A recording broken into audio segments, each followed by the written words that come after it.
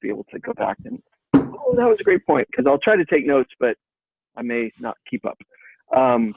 So thank you. Thanks for being here. And again, I really appreciate it. I'd like to open in a time of prayer and then do some introductions. So let me pray. Father, first we want to lift Michelle to you. Jesus, we pray for healing.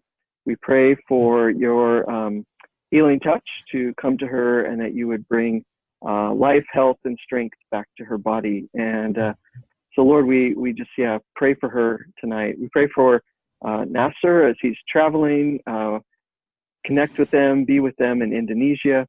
And Lord, we thank you for others that have agreed to be a part of this group. We just lift them to you, those that can't be here.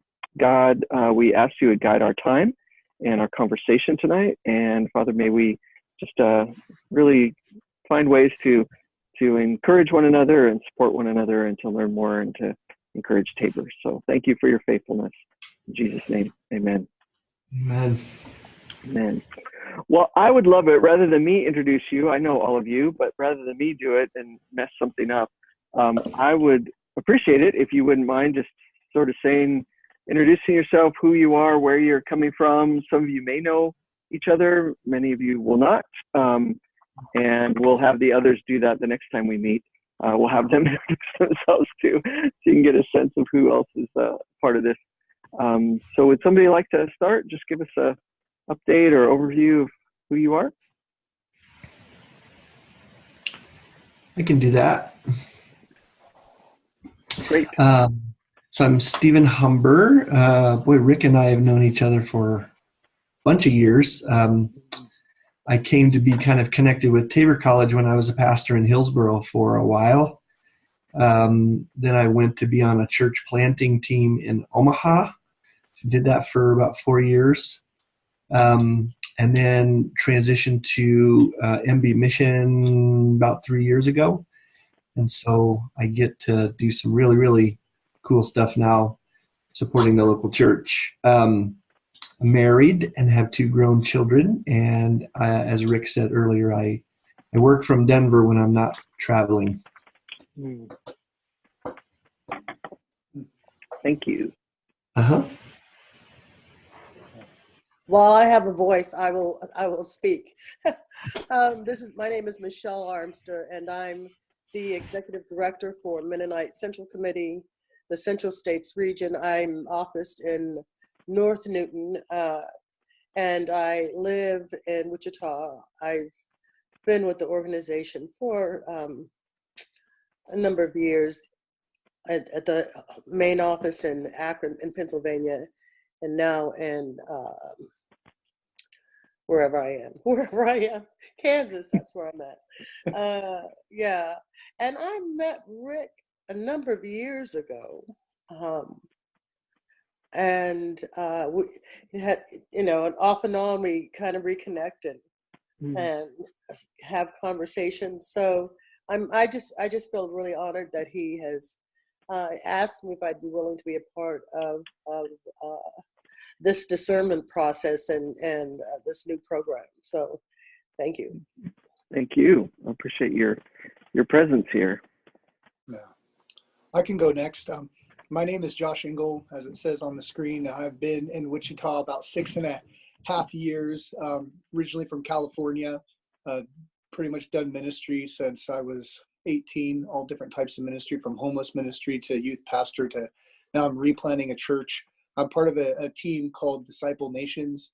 My heart is, for a while, even traveled doing prayer ministry. So my heart is for prayer and discipleship and just seeing people know Jesus. I'm also an adjunct at Tabor. That's how I got connected to Rick. And so I teach and design classes, and I love it.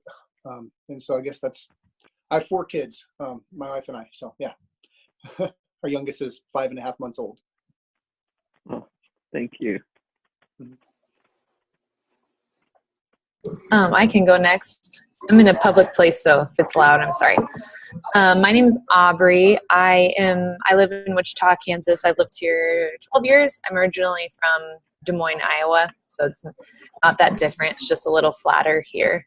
But I met Rick through Tabor. I was a undergrad student when he started working there, and then I started working there as well as a recruiter. And then I joined in the first cohort for the MEI program that he has, the graduate program. So I graduated from that program 2 years ago. And now I work for a nonprofit called World Impact, and they help plant churches in lower income areas in the urban poor. So yeah, I'm an admin for them right now. So I'm doing that. And my husband and I are expecting our first child in September. So that's new and exciting. That's why I look like this too. So I should have done what Michelle did, just kept it away, but that's okay.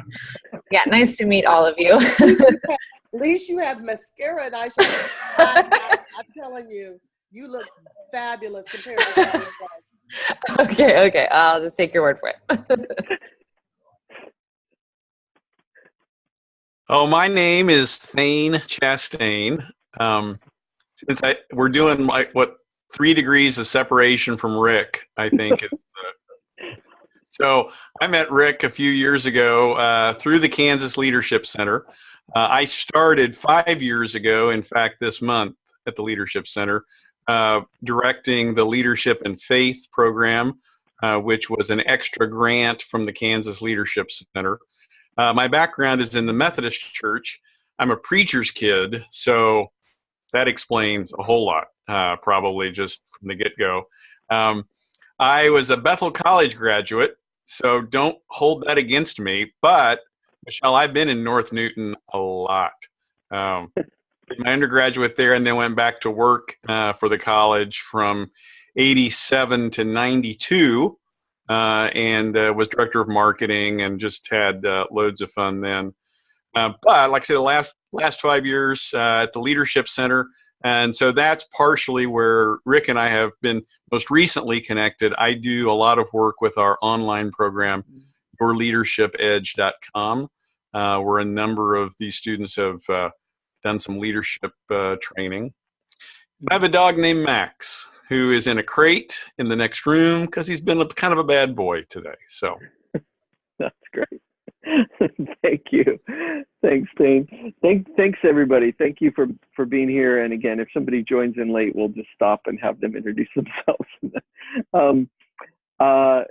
I appreciate and value your time as well. And so I know in other meetings where I have either like our faculty or something like that, I think people feel like I kind of keep moving things on. And it's not because I'm want to do something different. I'm at home, so I'm cool.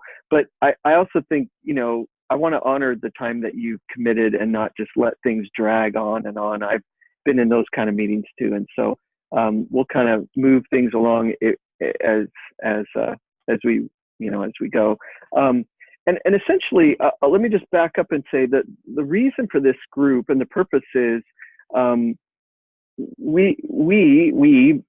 so the ministry department at Tabor in Wichita, now I'm not talking about Hillsboro where our main campus is, the ministry department in Wichita is basically me. So when I have team meetings and that kind of stuff, it's me.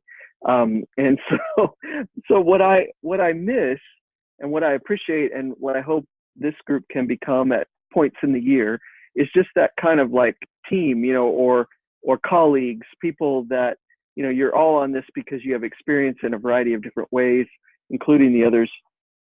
And it just is a helpful thing to not just be on my own dreaming. I think I'm fairly creative, but there's just so much more wisdom when people are together than when someone's by themselves. So just as I just want to kind of bring this group together to say, okay, here's some things that we're thinking about. Here's some things that we're looking at.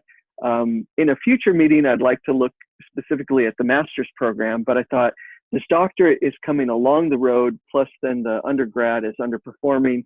This would be a great place to start. And then we can talk about master's, which is doing well, but can always be improved a little bit later, in the fall or something like that. So I sent you a document on the doctor of ministry. So just by way of background, you may know or have heard of Leonard Sweet. He wrote a book that came out about 4 years ago, maybe, called Giving Blood. And it's a book about preaching. And he as a part of launching that book, negotiated with George Fox Seminary, now called Portland Seminary, where he offers a Doctor of Ministry degree. He negotiated, worked with them to offer a Doctor of Ministry in this preaching, this narrative type style of preaching. They ran one cohort, and then they said, okay, that's all we agreed to, was a one and done kind of thing. Now, I have friends there, so I've talked to them and said, why did you do that? It filled up right away. It was packed, and people have enjoyed it. I've talked to a few of their grads, and they just loved it. What they told me at Portland was, we didn't want to put all our eggs in one basket with Len. To have multiple doctorates with one guy isn't smart business from our perspective. So they have completely blessed us, encouraged us, sent over syllabi. I mean, they've just handed the program skeleton and stuff to us to run it. So there's no hard feelings. There's nothing, they're fine with us doing this. So prior to that, though, our president, Jules Glanzer, was the one who had arranged for Len initially to start working with George Fox with the doctorate. So they have a relationship and friendship. And so Len came to Jules when he knew that George Fox was going to stop the program, or do it once and that would be it, and asked us to pick it up. So we are moving forward. We've got board approval. We've got all the different kind of approvals in place. I think that's in the document that I sent you.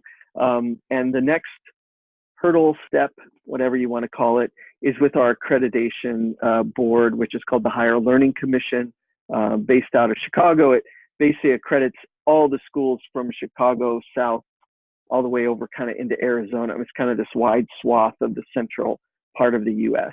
And they accredit national, the University of Chicago, as well as us and Bethel and, wherever else. So it's a large organization. So we are kind of moving forward in getting processed with them. We actually have a meeting. They're coming for a site visit in 2 weeks, which got changed. It was supposed to be late April, and suddenly they were coming the 26th of March. So I'm doing a lot of prep work at the moment to get all that ready. And so anyway, that's just kind of by way of background. Hopefully that's helpful to set a little bit of the stage for the piece. So what I would be curious about, hopefully you've at least skimmed the document, to get some feedback on what you think.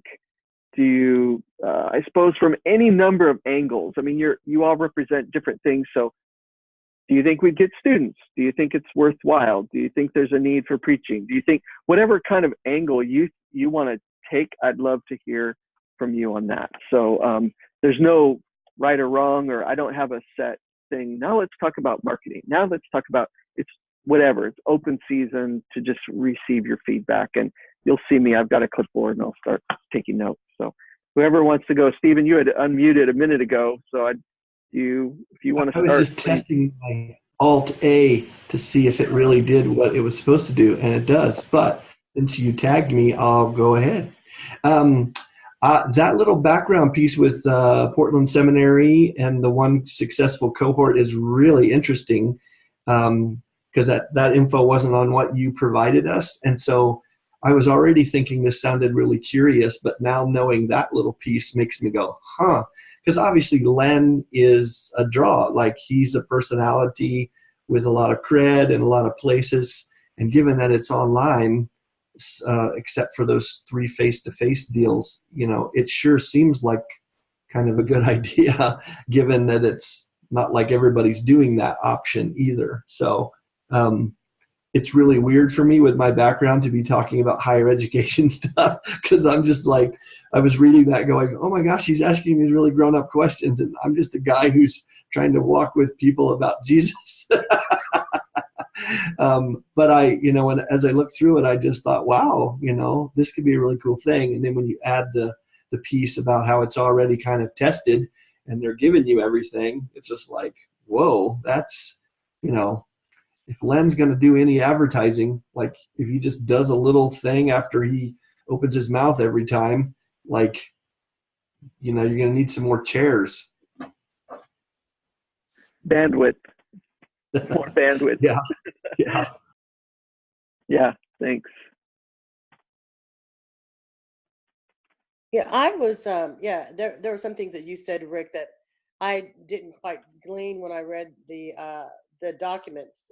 So what you said has been very helpful in understanding the history, that there is some there. Uh, Mhm. uh, so that's very helpful. Uh, I don't know. So this shows I'm thinking, how do you do an online class in preaching?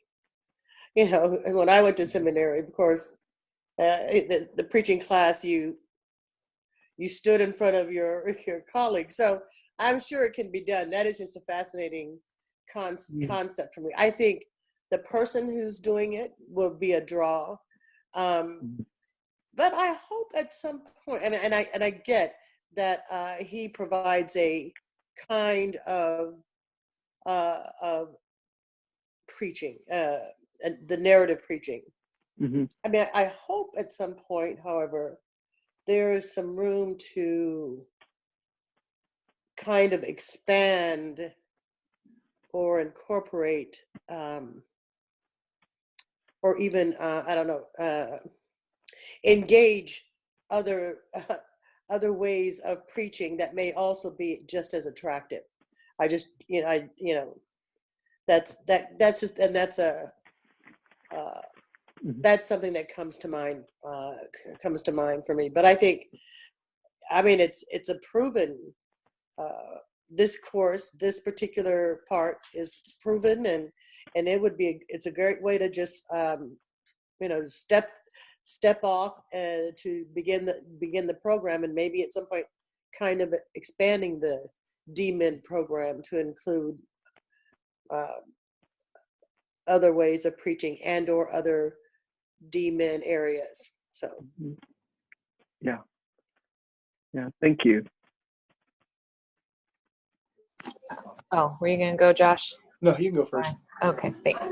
I was just going to say, kind of speaking from like my peers or some of the people that I talk with within our church. I know one of my friends who graduated from the undergraduate program at Tabor. He's going to seminary now, or it will be in the fall.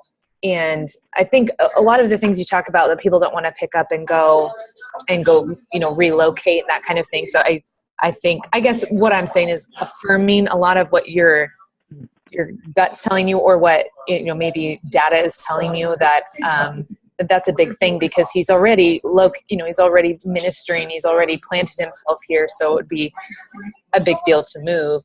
But also, I think that option for having, you don't just have to have a master's, or what was it, like a DMin specifically. So those within the MEI program or in other degrees, right? Is that true with other masters and that kind of thing? I think that's great, because I think of my brother has like a Bible degree from somewhere in Dallas, and it's not quite accredited. It's kind of one of those, it's still a Bible degree, but it's not from the HLC and that kind of thing. So I wonder too, kind of how that might reach a bigger audience, especially in the Bible Belt of Kansas.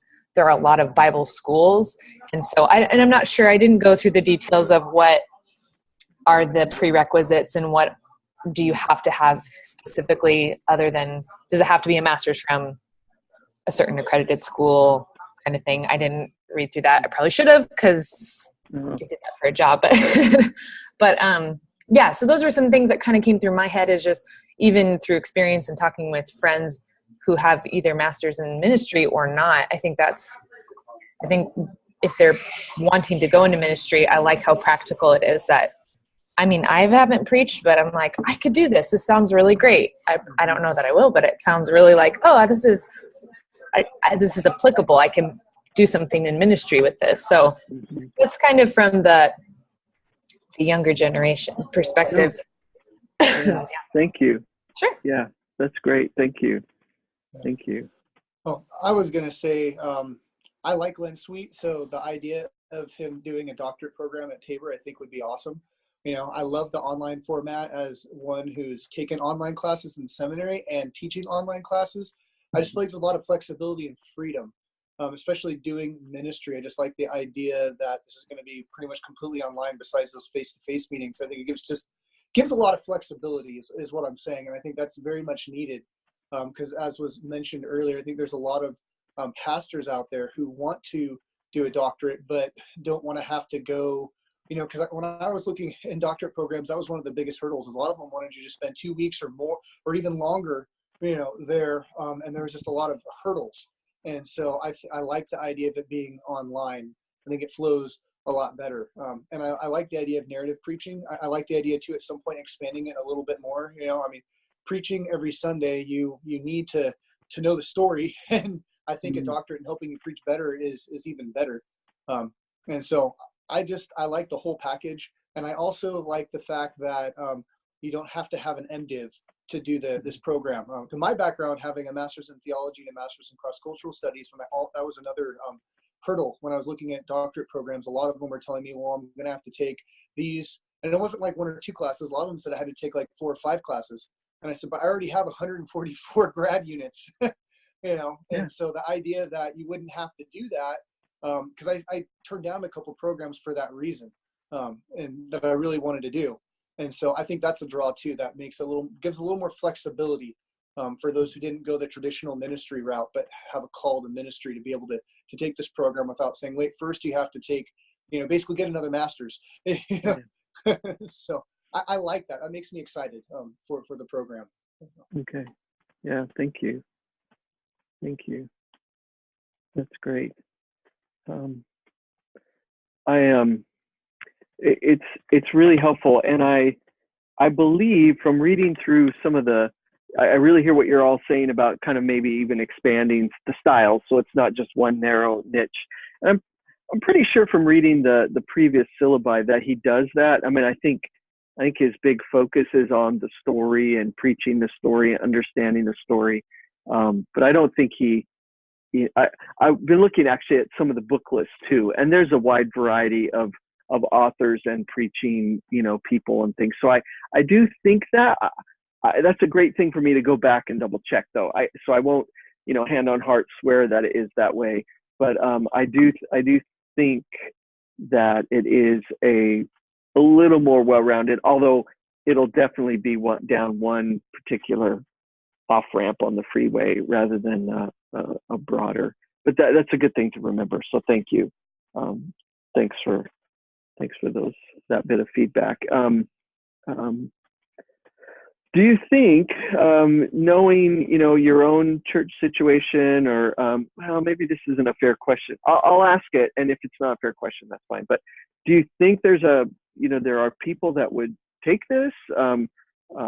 People that who would say, oh yeah, this sounds great. And I'm not asking for names. This isn't a recruiting, conversation, but just in general, do you think, oh yeah, I could think of some people that might be interested?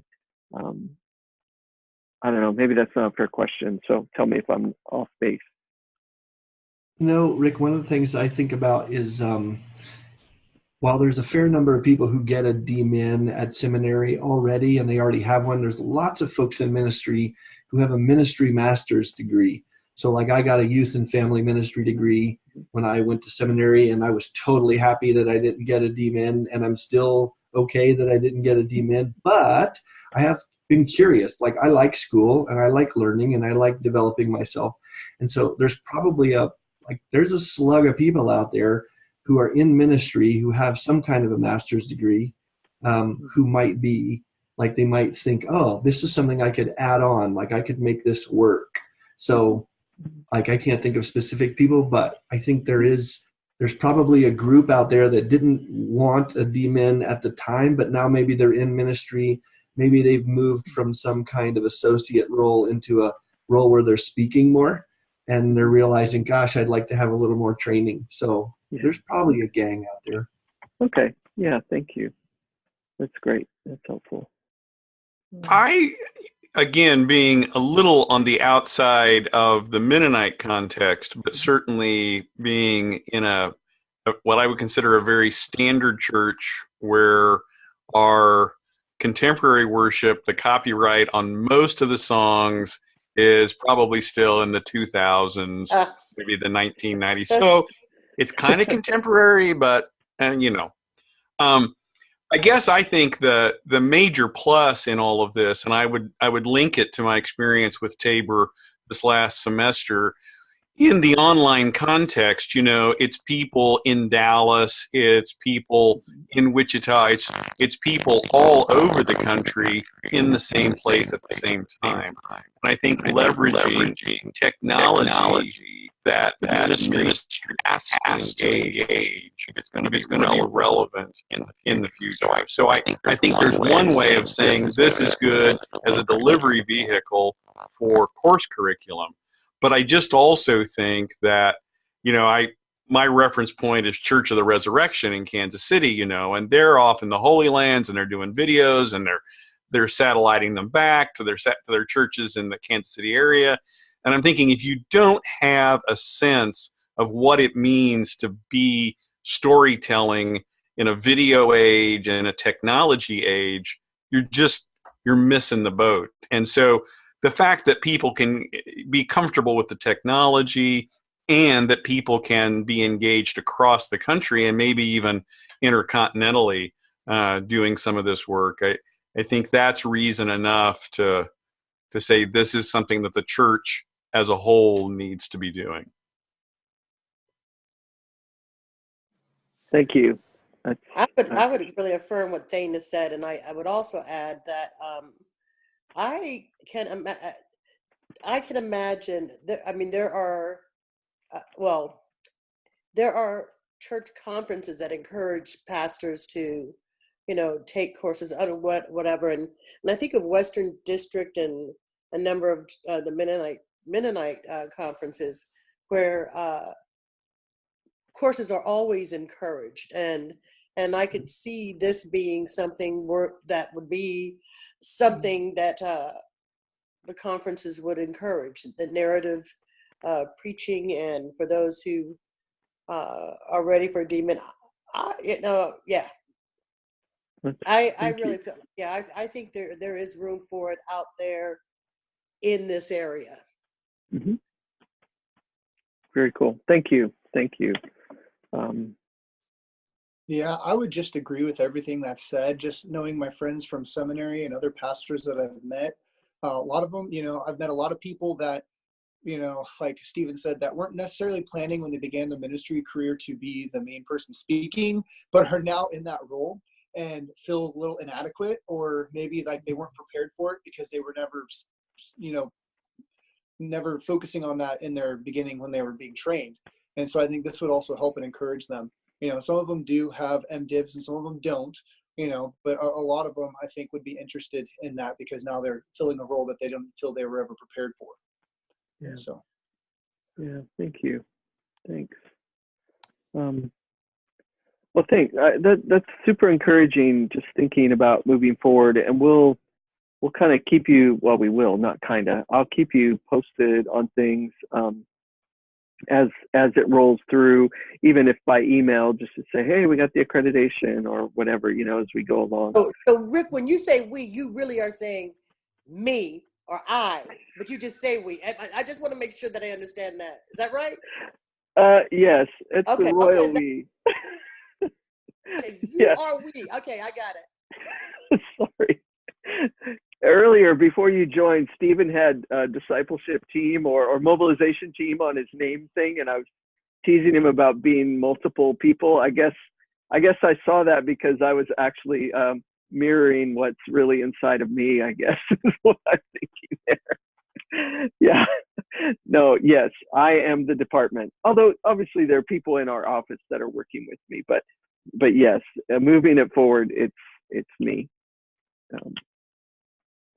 Well, can we switch gears? I'd love to also hear your feedback on the undergrad program, and I think I laid out a little bit more in that one, the kind of history and where we're at, and so just curious if, you know, one thing someone said to me in talking about this was, Tabor's a Christian college. You can't stop offering a Christian ministry degree. That's like sacrilege or something, you know. It's like, yeah, that's too far. You can't do that.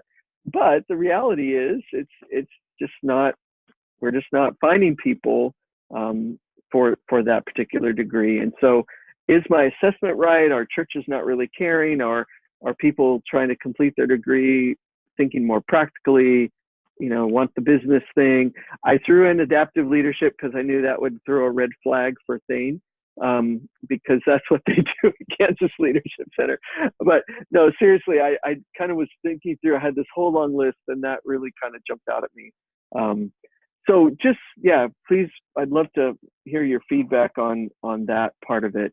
Or is degree completion for adults just nobody, should we just stop that altogether? I don't know.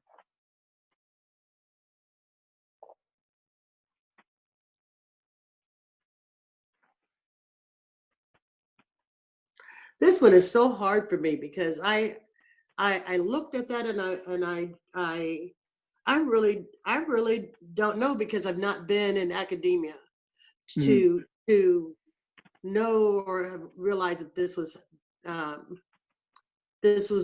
going on, and so my question is like, so so Tabor, Wichita is adult completion program, as opposed to Tabor, Hillsboro is, because I'm just wondering, so what is happening at Tabor, Hillsboro that cannot not happen, that can happen? I don't know. I don't know enough. I didn't even realize it. So it's very interesting to me.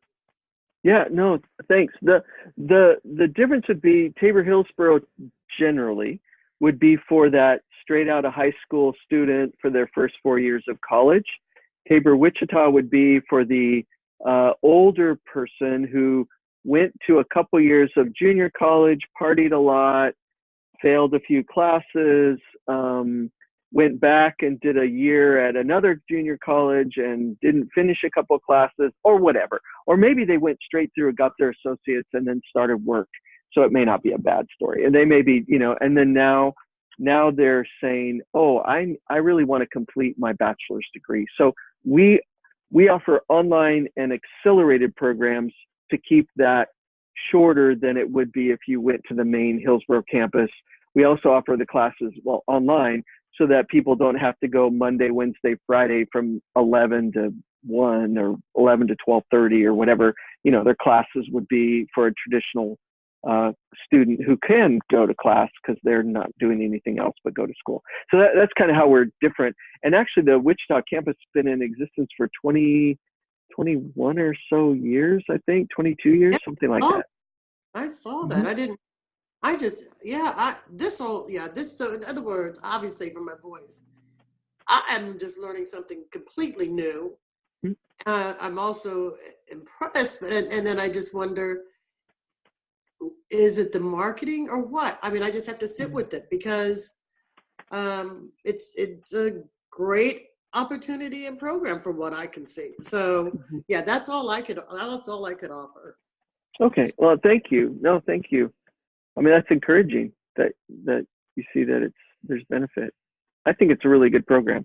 I actually didn't send you what currently, I realized as I was looking at it just right before we started, I didn't send you what currently is happening, and maybe I should have done that just to give you a sense. Maybe I'll follow up with just a schedule. You can see the courses that are being offered currently. I just, I guess what's on my mind is I wonder if it seems too big. In other words, like for the people that you described, if that's kind of a target market, that the idea of ministry, although I'm certain they have a tremendous amount to offer, that might be a hard connecting point for someone to make. And I'm wondering if a more narrow focus of youth ministry or Christian education, so as you're talking about saying that maybe currently people are hired within a church to do some of this work, I wonder if somebody who is helping with, the children's ed at a church, but might want to do something more, might find something like that appealing, that would let all of this would be tremendously important for, but they might not ever see themselves in a pulpit situation, but might see them still doing ministry and in a church, but something else. I don't know. That's what's on my mind as I look at this and think about what you're going through. Yeah, thank you. Can I just ask you on the, and I'm not trying to discount what you just said, but on the adaptive leadership side, I mean, do you think that's, at one point I thought of transformational leadership, and that was kind of a buzzword 7-8 years ago. Adaptive seems to be the buzzword. I mean, there is some level of marketing and, you know, you want to be sexy, right, in your titles at some level for, you know, to draw someone's attention. Is that, or is that just like, come on, you can never touch adaptive leadership in the sense that you're never going to do it justice, so don't put the name in the title, I guess, is what I'm curious from your angle. Well, no, I'm a big fan of transformational, because as I often think about it, when people come to events and they simply want us to refill their cup, they're talking about an informational kind of existence. And we're asking them to expand their comfort zone. I mean, that's basically the adaptive world. And it's about a bigger cup. It's not just fill my cup up. I need a bigger cup. And I think that, again, in the church world and all the people that you described, even though it might feel like an older word, I don't know there's anything particularly wrong with transformational leadership. Because I think, having been in this adaptive world now quite a while, it comes with its own baggage. And, because what it really, I suppose what it is at its heart is evolutionary leadership. It's saying that we are evolving. And goodness sakes, if that wouldn't bring up a firestorm. Yeah. And so I think adaptive is a word that sort of dials down maybe this thing. And so I don't know that transformational is a bad word at all. Okay. And might, in fact, make more, like people might say, I want to be transformed, and that's why I'm going to go do this class, rather than I want to be adaptive. Right. They might not know exactly what that. Okay. Does that mean I plug two things together and I'm an adapter, or. Right. So. Thank you. That's very, very helpful. And I'll just, one of the things we've been sort of working at, so we use this phrase, your leadership edge. And we've gone ahead to embrace the fact that what's inside the comfort zone is actually a person's competitive edge. Because people come in and they're sort of confused about the term edge, because is this what gives me an edge in what I'm doing? Because they're used to that use of the word edge. And I think what we're trying to say is your competitive edge is all the stuff that you're good at. Your leadership edge is all the stuff you need to work on, and that's a very different thing as a way to try and tease those two apart. And I think we're seeing more ahas, or more like, oh, that makes sense. I can now see the difference. And so we're using that maybe a little bit more than the word adaptive, although we're trying to help people understand that. We have NetApp is one of our custom fit groups, and they don't like the terms technical and adaptive, because they think their technical work is in fact very adaptive in the sense that it's all about behavior change. So they're arguing procedural versus adaptive. So it's, every group that comes in has a different take on that. So I don't know that it hurts for you to go with whatever take works best for your market. Okay. I guess. Good. No, thank you. Thank you. I like that.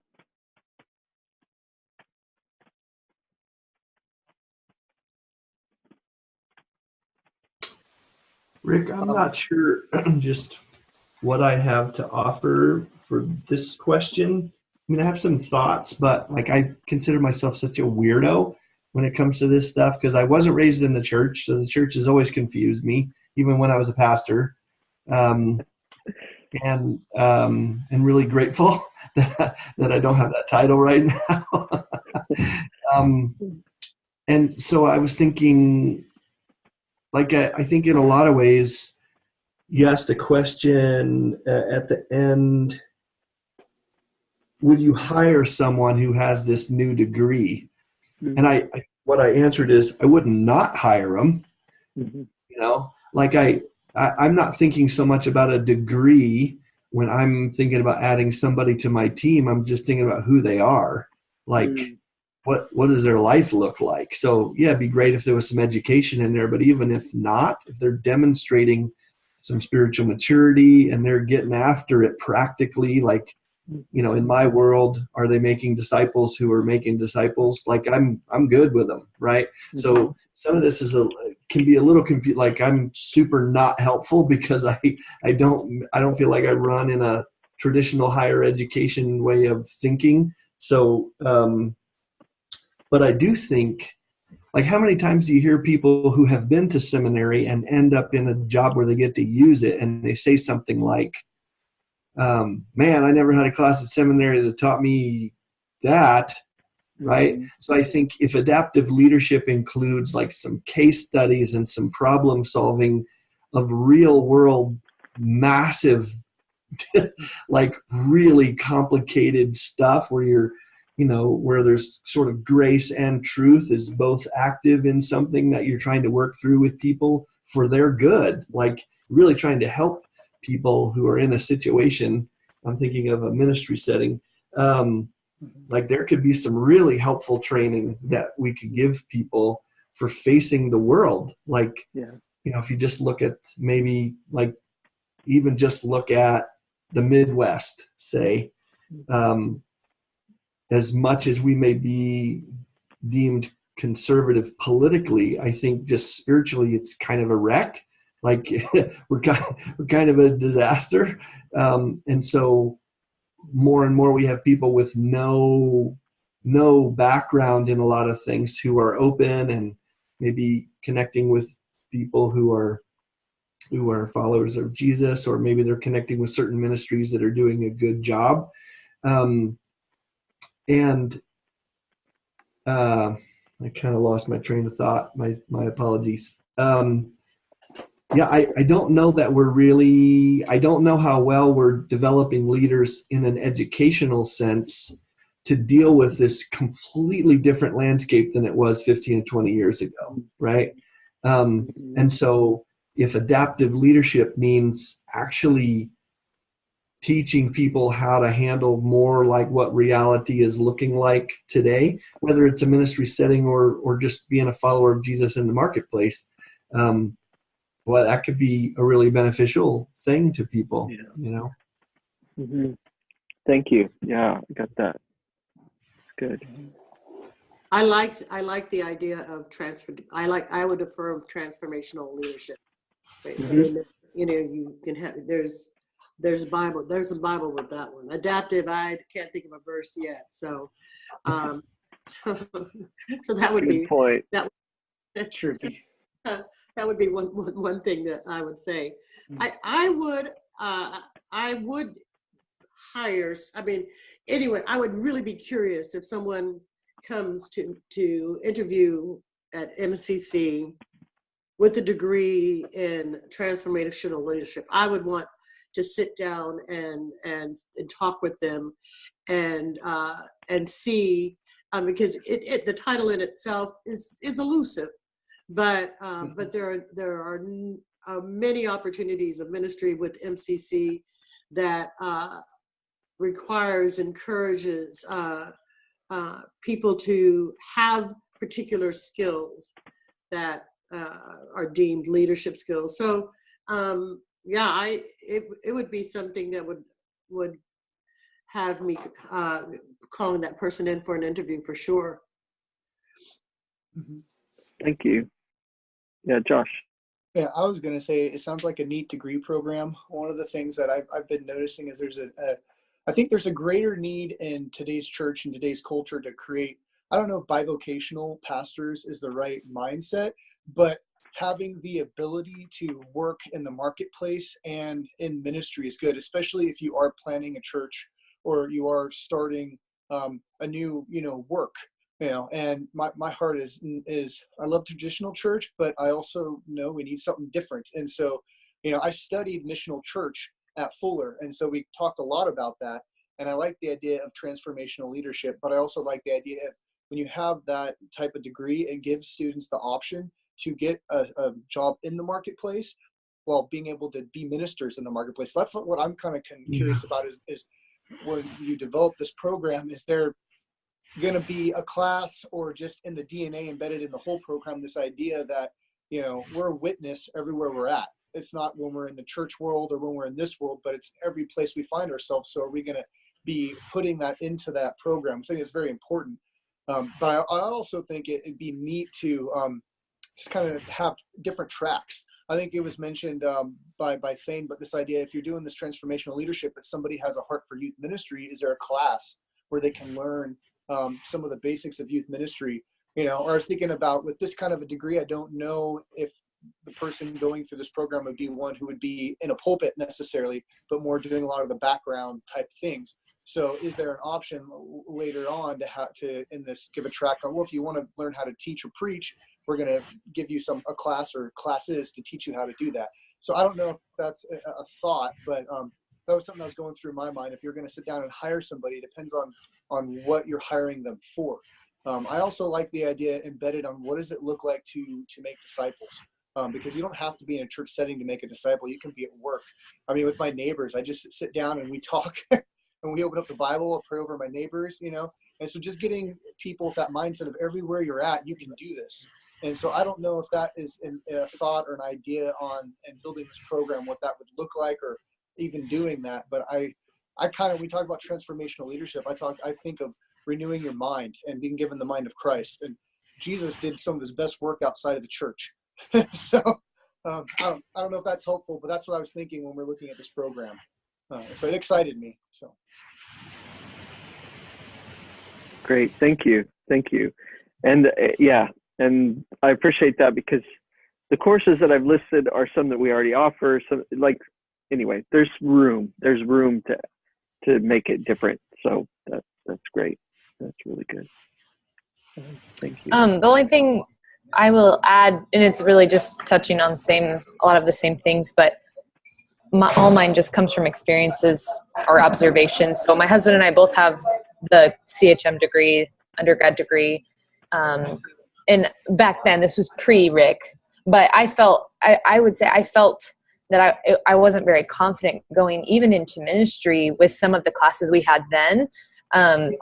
And I would have liked some more practical things, but I ended up going into the business world and learned everything by, trial and error, and a lot of gracious people at Tabor that would let me fail in the marketing. And so I would say, I would say that it's I like this because my husband's working in a nonprofit. He's not in a ministry right now, but kind of like Josh, what you're saying, there's still kind of that dual existence there.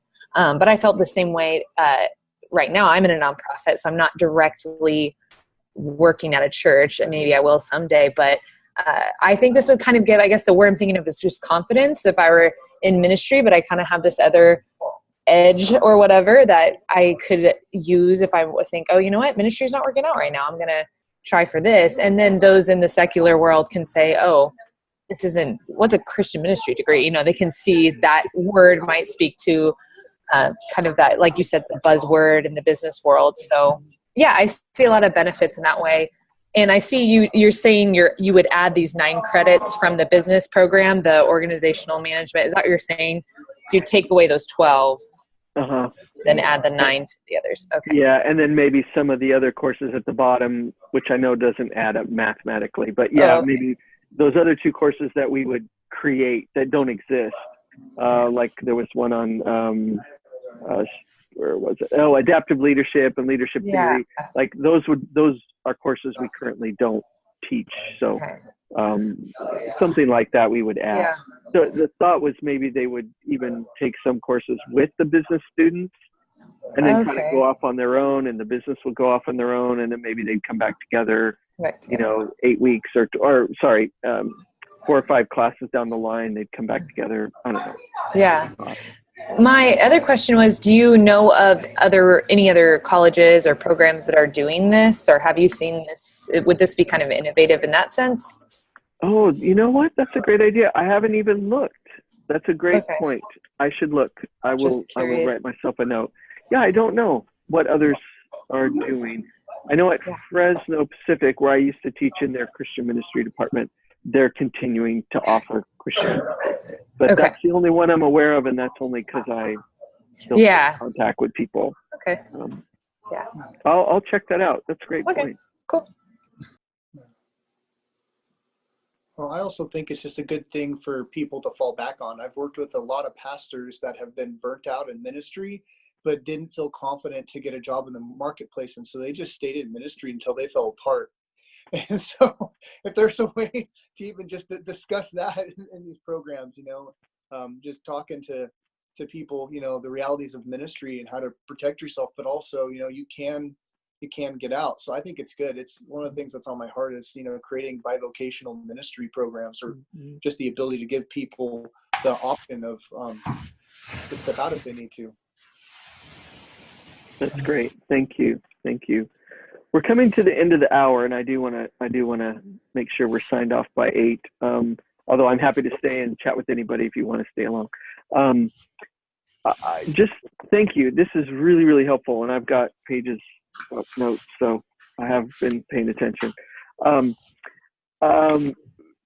As far as next steps, like I said, next time I'm thinking it would be fall to connect, maybe late summer if that would work, only because by fall it's a little too late to make changes. So if things are rolling along, maybe late summer, just to say, hey, here's what we've got coming into the new year, into the new academic year. So I don't anticipate this being a huge time commitment, but I really do appreciate just this, and I assume as we go along we may kind of morph and change and realize, oh, this is helpful if we do this or that. But yeah, it's been good to hear your hearts, and please feel free to. One person that couldn't make it tonight sent me an email with his thoughts. So if after we hang up, if you're like me and you think of something, I always think of stuff after the meeting. Feel free to pop me an email and say, oh yeah, I forgot about this. That would be great. I'd appreciate that.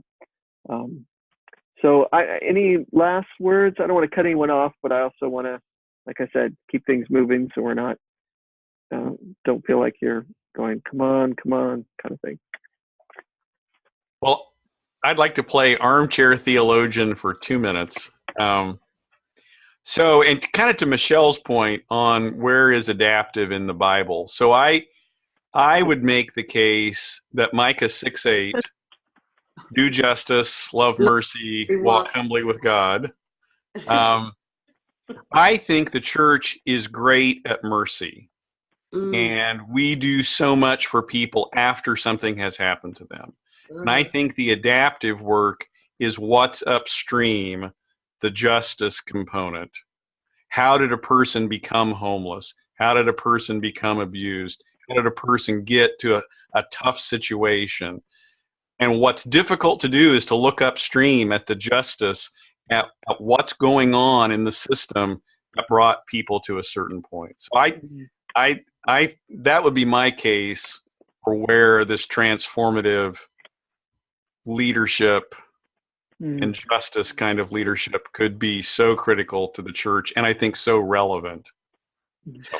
You done good. I like how you done good thing. Thank you. I even took a note on that one. That was good. I was wondering how you use Micah 6:8.